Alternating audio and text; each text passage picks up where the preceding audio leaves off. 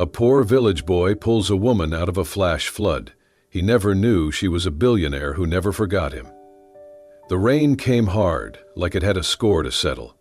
In the small, forgotten village nestled deep in the southern wetlands of Louisiana, the sky cracked open without warning. The tropical storm had been tracking farther east, or so the weather reports claimed. But it veered off course like it had a mind of its own. Within an hour, the bayou overflowed.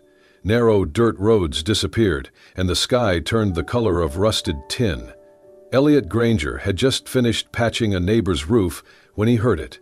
A scream, sharp, desperate, carried by the wind like a knife through fog. "Help! I can't swim!"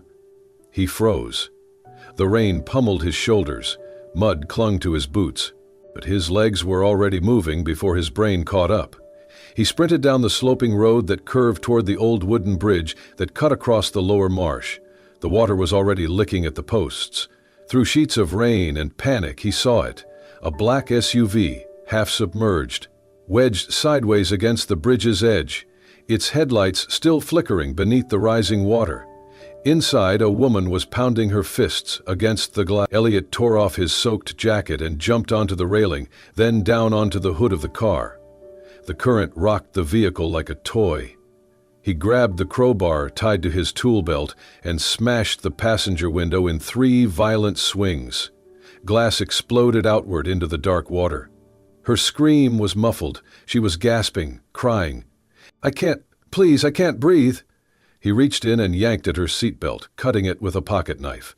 "I've got you," he said, trying to keep her eyes on him. "Look at me, you're coming with me." She was soaked, trembling, nearly incoherent. "I don't know how to." "Don't worry about swimming. Just hold on." He gripped her arm, pulled her through the window as the SUV groaned beneath them. The back tires lifted, the car was about to go under. "Now!" he shouted, slinging her arm around his shoulder. "We're moving now." The current hit them hard. Elliot kicked, fought the pull of the floodwater. Debris floated past, branches, plastic bottles, a child's tricycle. The woman clung to him like breath. She coughed violently, sputtering. "Stay with me," he yelled over the roar. "You go, I go." "I'm not letting go." Her fingers gripped tighter. It took everything he had to pull her sideways along the edge of the current until they reached the overgrown ruins of an old tool shed. Mostly forgotten, half collapsed against the high bank. He dragged her inside, using a rusted wheelbarrow to block the door as the water continued to creep in. They collapsed onto the wooden floor, both of them gasping. Water lapped at their calves. Elliot pulled a tarp from the corner and wrapped it around her shivering body. The woman's eyes fluttered, barely able to focus. Where are we?" "Somewhere dry enough," he said, crouching beside her. "That's all that matters." He could not see her face clearly in the darkness, just the outline of her jaw, the way her chest rose and fell too quickly. He pressed a hand to her forehead. She was burning up. Shock was setting in. He reached into his backpack, pulled out an emergency blanket, a granola bar, and a flask of water.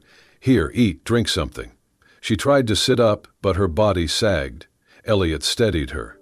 "No hero moves tonight, all right? We're not dying in a damn tool shed."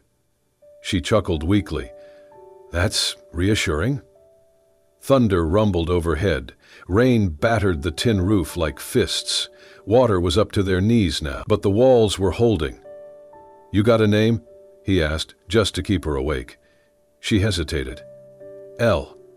L," he repeated. "All right, I'm Elliot." She gave a faint nod.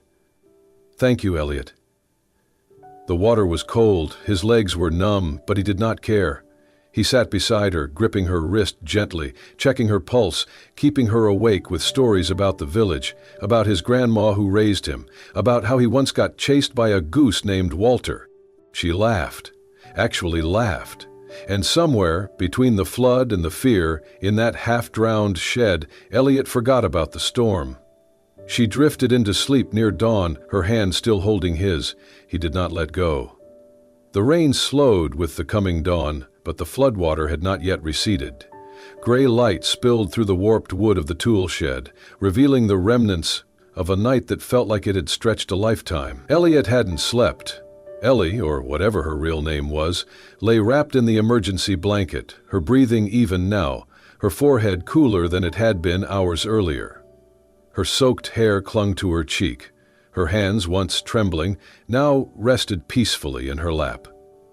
He had kept the fire going all night with dry bark he found stacked in an overturned barrel, and split the last of his granola bar between them, insisting she eat even when she protested. She was alert enough now, calmer, but there was something else in her, something guarded. When she opened her eyes and caught him watching her, she didn't flinch. She just gave him the faintest smile. "I need to leave as soon as possible," she said quietly, her voice still rasped from the night before. Elliot nodded. "Of course. Roads are still out, but rescue boats have been working the lower marsh since sunrise. I've got a friend with a ham radio. I'll get someone here." She pushed herself to sit upright, wincing slightly. "It's not that I want to leave. I have to." He could have asked. Who was she? Why had she been driving through a dead-end bridge in a luxury SUV during a tropical storm? Why was she alone? Why did she seem like she was running from something? But Elliot had grown up around silence, around people who held their pain quietly like it might bite if let out. He understood too well the value of not pressing, so he said nothing. Instead, he knelt beside her and gently rolled up her pant leg. The cut along her calf had clotted, but it was angry and red. He cleaned it with bottled water, careful, precise, and wrapped it in gauze from his first aid kit. She watched him in silence. "You do this a lot?" she asked softly. He shrugged. "Growing up out here, you learn how to fix a lot of things, people included." She smiled again, small but genuine. By late morning, a rescue boat finally arrived. 2 men in orange vests guided it toward the half-flooded tool shed, calling out as they approached. Elliot stood and waved them down. When they helped her into the boat, she paused at the edge of the dock. She turned back to him. "You saved my life." Elliot opened his mouth, but nothing came out. He only nodded. She stepped closer, reached into her pocket and pulled out something small. She placed it into his palm. It was a silver token. Smooth, round, etched with a symbol he didn't recognize. "That makes you unforgettable," she whispered. And then she was gone. The boat pulled away. Elliot stood there, the token in one hand, the cold breeze brushing through his damp. He didn't even know her real name. She never looked back. And somehow, that hurt more than he thought it would.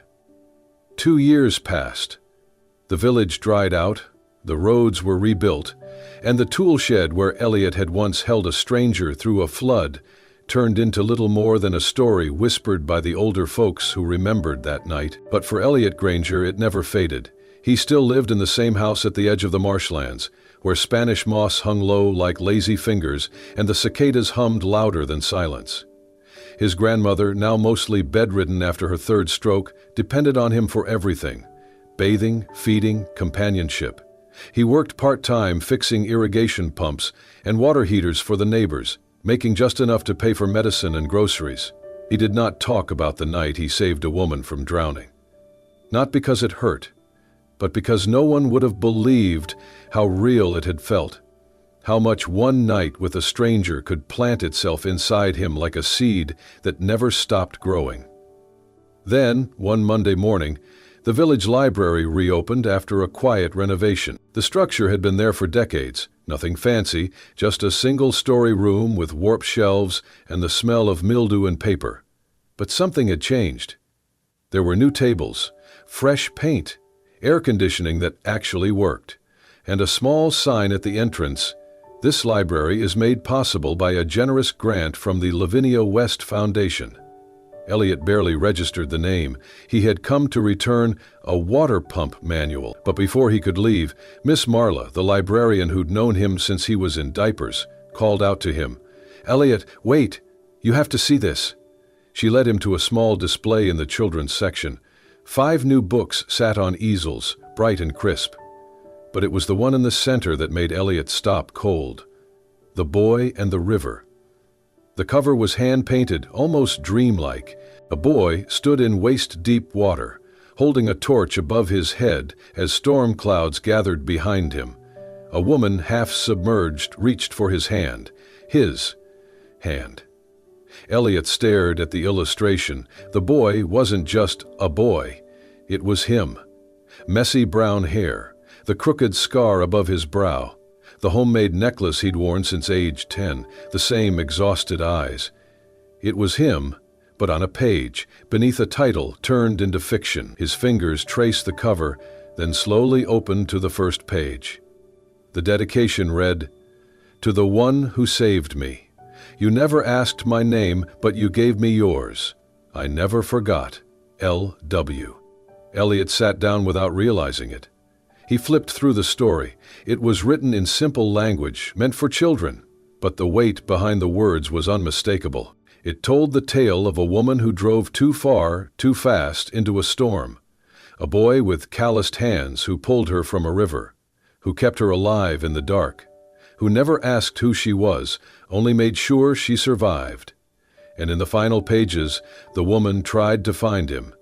She searched towns and cities, asked for names, wrote about him in her journals, painted him from memory, but she never found him until she told the story and gave it to the world. Elliot closed the book. He sat in the library for almost an hour, unmoving, his mind playing every image from that night like it had just happened. Lavinia West. He had never heard the name before, but somehow he knew. He didn't understand the how or why, but the way she looked at him that night, the way her voice shook when she said, "You saved my life," the way she placed that silver token in his hand, all of it came back. He reached into his wallet and pulled out the token. He still carried it. Smooth, round, etched with a wave and a star. Now, finally, it meant something more than memory. It meant connection. He stood up, the book still in hand, and asked Miss Marla, "Do you know who Lavinia West is?" She smiled, eyes twinkling. "Honey, she's a billionaire, owns some big tech company up north. But people say she's different, doesn't chase headlines, real quiet, but always helping someone." Elliot nodded slowly. He walked out of the library that day with the book pressed to his chest, the token warm in his hand, and the name Lavinia West echoing in his chest like the first sound of thunder before the rain returns. The rain had been falling since dawn, a steady, gray curtain that made the world feel like it had folded into itself. Elliot stood beneath the rusted awning of the old gas station, wiping grease from his hands with a rag that had long given up the idea of cleanliness. He had just finished patching the carburetor on a pickup that belonged to one of the fishing families upriver. It was an ordinary day, till it was not. The hum of an approaching engine cut through the soft patter of rain. Not a local engine, this one was smooth, expensive. Elliot turned his head. A sleek black SUV pulled into the gravel lot, tires crunching to a stop. Its windows were tinted, spotless even in the downpour. A moment passed and then the driver's door opened. She stepped out slowly, her heels clicking on wet stone. She wore a long coat, rain-spotted, and beneath it a dark green blouse tucked into charcoal slacks. Her umbrella stayed closed at her side. She did not seem to care about the rain. Her hair, longer than he remembered, was pulled into a loose braid. Her face, more refined now, held a calm kind of urgency. She looked at him as if she had seen him yesterday, and then, in the quiet space between two heartbeats, she said it. "It's really you." Elliot didn't move. The rag in his hands dropped to the concrete. "Elle?" he said, barely above a whisper. A soft smile crossed her lips. "Not exactly. My full name is Lavinia West." Elliot blinked. The name landed differently now, no longer just words on a book cover. She was no longer the half-drowned stranger in the dark. She was Lavinia West, billionaire tech philanthropist, the woman whose name sat on library plaques and disaster relief clinics, the face behind the book that still sat under his pillow. And she had come back. "I didn't think you'd remember me," she said gently. "How could I not?" he said, voice low. They stood in the rain for a long moment. It was Elliot who finally gestured toward the covered bench just inside the service station. They sat, not quite facing each other. "I wasn't sure I'd find you," Lavinia said. "I had no name, no number. Only your face and a few hours of memory that took me months to piece together after everything." Elliot watched her carefully. "Why now?" She inhaled slowly. "Because I need your help. And because I never forgot you." He looked away. The rain danced on the pavement. "I'm launching a new project," she continued. "A series of community-led resilience hubs in flood-prone regions. Education, supplies, tech infrastructure, shelter, all built with the people, not just for them." She paused. "I want you to help lead the one here, and then come to the city, New Orleans, to start. You'll be on the design team. You know more about survival here than any expert I could pay." Elliot shook his head. I'm not an expert. I fix pumps and change oil. That's what I do." "You saved my life, Elliot. You kept me alive with a tarp and a granola bar. I've read reports from PhDs that taught me less than you did in a single night." His jaw clenched. "I belong here. This place, these people, they're my life." "I'm not asking you to leave them," she said softly. "I'm asking you to build something that makes sure they're not forgotten." He looked at her then, really looked. There was fire in her eyes. Not the polished gleam of cameras and PR shoots, but real, trembling urgency. Passion mixed with fear, like she was asking not just for his help, but for something more. "I thought you left," he said. "That night after they pulled you out, I waited. I looked for a name, anything. You just vanished." Lavinia's shoulders dropped. "I woke up in a hospital 2 days later. Concussion. They said I almost drowned. I remembered the water, your voice, your hands, but not much else. I didn't even know where I'd been rescued from. It took me months to trace the storm path and figure out where I might have ended up." She looked down at her hands. "And when I did, I was afraid." "Of what?" "That you wouldn't be who I remembered. Or worse, that you were, and I didn't deserve to find you." Elliot felt something stir in his chest, a knot that had been there since the day she left. It loosened, just a little. "I read your book," he said. Lavinia smiled, almost shy. "It was the only way I knew how to find you." A beat of silence passed. Then Elliot said, "You're not what I expected, Lavinia West." She turned to him, her eyes soft. "Neither were you." Another gust of wind swept across the lot, and her coat fluttered slightly.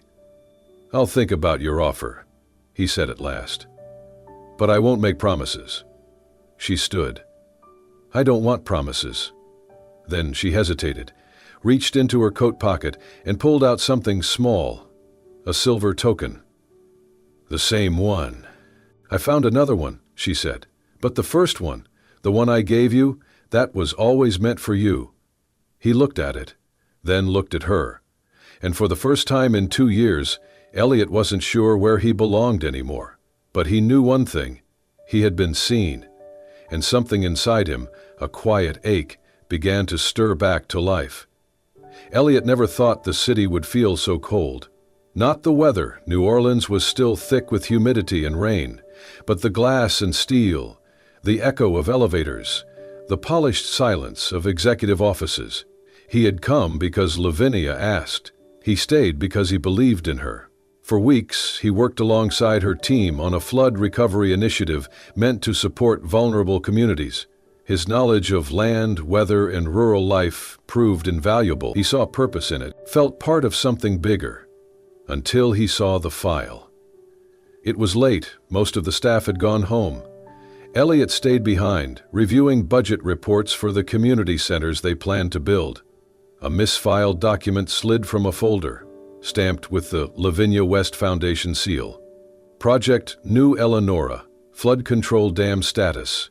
Completed Incident Report, Structural Failure During Storm. Casualties, 3. Displaced Families, 42. Reason, Substandard Construction.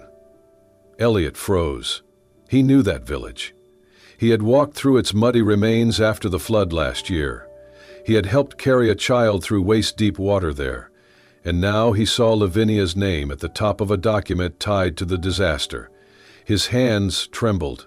The next morning he walked into Lavinia's office, the file clenched tightly in his hand. "I need to know if this is real," he said. She looked up from her laptop, calm at first, until her eyes met the paper. She read it, scanned the damage report, and went completely still. I've never seen this," she whispered. "This wasn't run through my review." Elliot stared at her. "It has your foundation's stamp." "I know, but this wasn't me." Later that day, she returned to him with a grim expression. She had dug through internal files. The project had been greenlit and fast-tracked by the Foundation's executive director, her former partner David Holt. He had bypassed multiple checks and forged compliance reports. Lavinia had been kept in the dark. She sat down, visibly shaken. "I trusted him," she said. Elliot didn't speak for a long moment. When he finally did, his voice was low and tight. "If you didn't know, then you didn't care." Her eyes snapped to his. "Don't you dare say that. You funded a dam that killed people, Lavinia. I didn't know." "That's the problem," he said. "People died, and your name was there. You say you care, but where were you?" "I've spent my life trying to make things right," she cried. "I built this foundation from scratch, fought tooth and nail against everything that told me I wasn't enough. Don't you dare question my heart." Elliot shook his head, pain flaring behind his eyes. "You can matter without building a tower, Lavinia. You just had to stay. And you didn't." That broke her. She stepped back, as if his words had struck her physically. Neither of them said another word. That night, Elliot packed his bag. He left the apartment she had set up for him, left the project, the offices, the unfinished community blueprints. On the kitchen table he left a note, scrawled in pencil, "I can't build anything with someone I no longer trust. I'm sorry." He took a cab to the train station. Rain splattered the windows as the city faded into gray behind him. And Lavinia stood in the hallway of her empty apartment, holding the note, reading it over and over again. For the first time in years, she had no words, only silence, and a heart quietly breaking. The rain had returned to the village, softer now, like a lullaby rather than a storm. Elliot stood by the workshop behind his grandmother's house, sanding down an old canoe for repairs. His hands moved on instinct, but his mind was far away, still stuck somewhere between New Orleans and that office with too many lies and too much silence. He had not answered any of Lavinia's calls, hadn't read her emails, hadn't opened the package she sent the day after he left. He wanted to forget her. But he couldn't forget the way she'd looked at him, half defiance, half breaking, and the way his own heart had cracked when he walked away. Then, one late afternoon, her car appeared again. Same sleek frame, same tinted windows. But this time, she didn't step out. She left a package on his front steps, no knock, no waiting. Just left it there and drove off down the muddy path like she never wanted to force anything again. Elliot watched from the shadows, unsure whether to follow, but he didn't move. The package was a leather-bound notebook, thick, worn at the corners. Inside was her handwriting, elegant, clean, vulnerable. Page after page, Lavinia had written everything. Not just words, but her soul. The first entry was dated 3 weeks after the flood. "I don't remember everything, not the way I want to. But I remember his voice. It was steady when everything else wasn't. There were sketches, rough, childlike, of a tool shed, of Elliot's face, of the silver token she had left in his hand. There were notes about her search, trails gone cold, days she cried when no one was watching. Another entry, months later. Every boardroom felt louder after him. Every applause more hollow. Page after page, she detailed how she had built the foundation to make her survival mean something. How every village she visited, she looked for his eyes. How she had never stopped wondering if he'd ever found peace. And then, on a single page, with only one sentence in the center, she wrote, "You think I left, but I never arrived, Elliot. Not really. Not until you..." He didn't realize he was crying until the page blurred. Salt and ink mingled until the words sank into each other. For years, Elliot had carried the guilt of being left behind. He had convinced himself that maybe she never felt what he did, that maybe he was just a footnote in the story of someone destined for more. But this notebook, this wasn't a performance. This was a woman laying herself bare with no guarantee he'd ever read a word of it. He closed the book slowly and pressed it to his chest. The next morning, he went to the edge of the village, the place where the marsh met the road, where travelers either turned back or committed to the long way forward. She was sitting on a bench near the bayou, her coat pulled tight around her, watching the water move in slow spirals. Elliot approached without a word. Lavinia looked up, her breath caught, but she didn't speak first. She let him come to her. He sat beside her, the silence not awkward, but full. Finally, he said, "You didn't write those words for anyone else." "No," she said quietly. "Only you. I was angry. I deserved it." "No, you didn't deserve how quickly I left." Lavinia's eyes shimmered, but she held them open. "You left because you were scared to believe someone like me could care that much. And I let you leave because I was scared to ask you to stay." He nodded. The wind carried the smell of wet leaves and something like healing. "You once told me I mattered," she said. "But you were the one who made me believe it." Elliot turned to her. "I've spent 2 years wondering if I imagined you, wondering if that night was just survival. But it wasn't. It was the most real thing I've ever known." Then, softer, he added, "I forgive you." Her lips parted, the beginning of a sob. "Even after everything?" "Not because you're Lavinia West," he said. "Because you're the woman who almost died in my arms and still found a way to bring the world something good." She covered her face with her hands, and for a long time they sat like that, just a man and a woman who had hurt each other, healed themselves and found their way back. No crowd, no stage, just the quiet lapping of the bayou and the sound of 2 broken hearts learning how to beat in harmony again. When Elliot came back to the village, no one asked where he had been. He returned like the tide, steady, and changed. Something in him had shifted. He still fixed the same pumps, still picked up groceries for his grandmother, still helped old Mr. Conway untangle fishing nets from his shed. But the way he moved was different. Slower, more intentional. His eyes carried a softness that hadn't been there before. He didn't speak about the city, not to anyone, but people noticed that he no longer looked out over the bayou with the same kind of His shoulders were lighter, his voice less guarded. He had left angry, but he had returned with something else, something like peace. He turned the small back room of his house into a teaching space, hung up laminated posters on CPR and flood safety, collected spare boots and whistles. Every Saturday afternoon, kids from all over the area showed up to learn how to use life vests, tie rescue knots, and read river currents. He didn't advertise it. He didn't charge a cent. He just left the door open, and the children came. One rainy afternoon, he was in the middle of showing a boy how to check a pulse when he looked up and saw her. Lavinia. She was sitting on the wooden bench under the awning, rain misting her coat, her hair damp but loosely curled like it always had been. She wasn't wearing designer clothes, just jeans, a sweater, and mud-stained sneakers. She didn't wave, she didn't smile. She just waited. Elliot's hands stilled. He gave the boy a nod, told him to join the others inside. Then he walked to the bench and sat beside her. They didn't speak at first.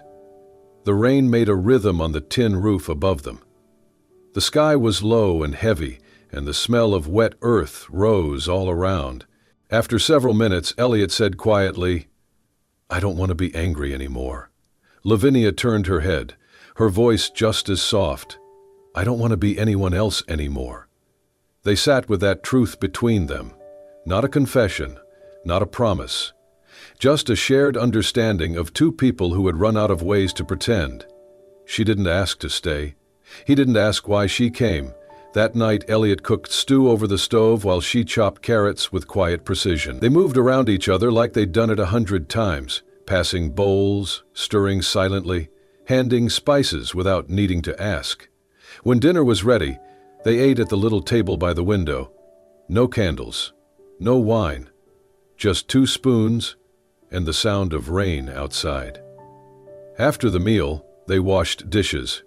Then they swept the porch. Elliot patched a leak in the roof, while Lavinia folded towels for the kids' class the next day. In the morning, she joined the lesson, sat cross-legged in the corner as Elliot showed the kids how to build emergency flotation with empty milk jugs and rope. One little girl, shy with tangled hair, couldn't figure out the knots. Lavinia knelt beside her, patient and kind. "Here," she said. "Loop it like this. Now pull, tight but not too tight." The girl looked up at her. "Are you a teacher too?" Lavinia smiled. "Something like that." Later, as the kids ran off with juice boxes and raincoats, Elliot handed Lavinia a thermos of hot tea. She sipped it slowly. "You don't have to stay," he said. "I know." "I'm not asking for anything." "I know that too." He looked at her, searching her face for something he couldn't name. She didn't flinch under his gaze. "You don't owe me anything, Lavinia." "I'm not here because I owe you," she replied. "I'm here because I want to be." He didn't respond, just exhaled and nodded. They did not fall into a dramatic embrace. There was no swelling music, no declarations of love. But she didn't leave, and he didn't ask her to. They just kept showing up, every day, in small ways. They taught the children, they repaired things, they laughed sometimes, and in the quiet hours, they stood side by side, planting something that had nothing to do with rain or rivers or reputations. They planted trust. And it grew, because love, they had both learned, wasn't always about falling. Sometimes it was about staying. And for the first time in their lives, both Elliot and Lavinia had stopped running. 8 months later, the Floodlight Center stood tall and proud at the edge of the village. It was not grand, no marble columns, no media frenzy, just clean white walls, sturdy shutters, and a bright blue roof that shimmered under the Louisiana sun. Inside were shelves of books, classrooms with maps and first aid kits, a small clinic stocked with real medicine, and a workshop with ropes, life vests, and rain boots hanging in neat rows. It was built with sweat and donated bricks, and more than anything, it was built with the hands and hearts of the people who had once been left behind. Elliot stood at the front steps during the opening ceremony, wearing a plain button-up shirt and boots still speckled with paint. Children sat cross-legged near the podium, some holding homemade signs. Elders in lawn chairs wiped their eyes behind dark sunglasses.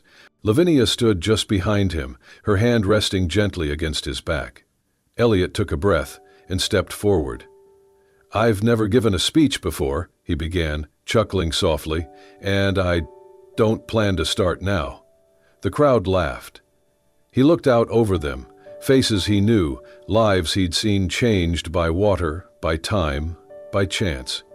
"I pulled her from a flood once," he said, nodding to Lavinia, "but she pulled me out of something worse. She saved me from drowning in my own doubts, from believing that small lives meant small dreams." He turned, smiling at her. "I never knew who she was, just knew she needed saving. And it turns out, so did I." Applause swelled around them.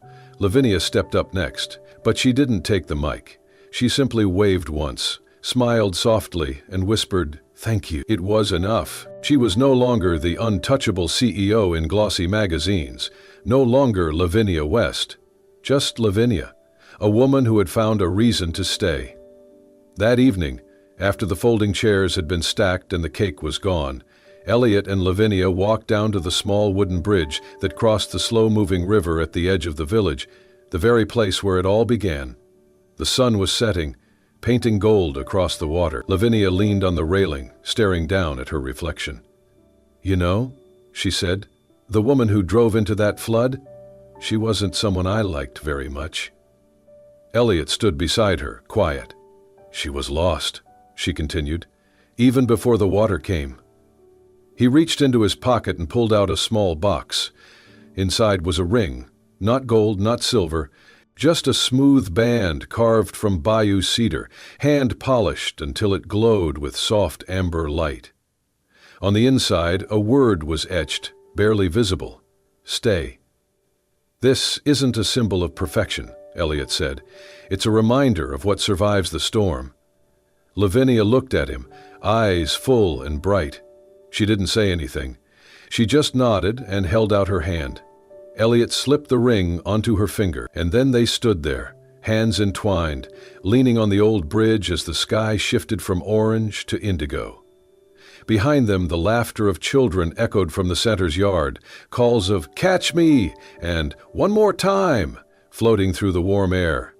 Ahead of them, the river glimmered with light. They didn't need music. They didn't need vows. Just this moment. Two people, one love, and a bridge that didn't just connect two sides of land, but two lives, once lost, now found. Because in the end, it wasn't about the flood. It was about who stayed after the waters receded. And sometimes, love does not come with a grand entrance or a perfect plan. It arrives soaked in rain, broken in places, quiet in the way it asks, "Can I stay?" This was not a fairy tale. This was real. A woman who lost her way, a man who never asked for anything but gave everything. And a small bridge in a forgotten village where love decided to return, and this time, to stay.